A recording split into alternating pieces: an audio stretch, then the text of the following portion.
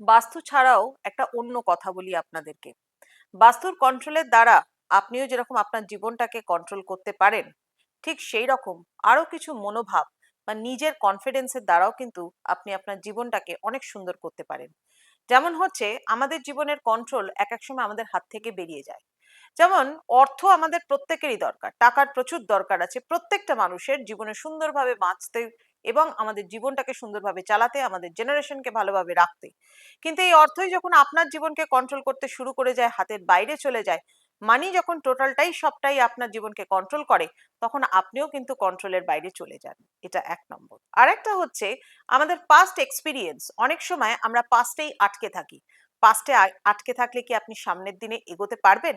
কখনোই পারবেন না। তাই পাস্ট এক্সপিরিয়েন্সকে অবশ্যই কাজে লাগান, যে সেটা থেকে এক্সপিরিয়েন্স নিন এবং সেই অভিজ্ঞতার দ্বারা জীবনটাকে সুন্দর করুন।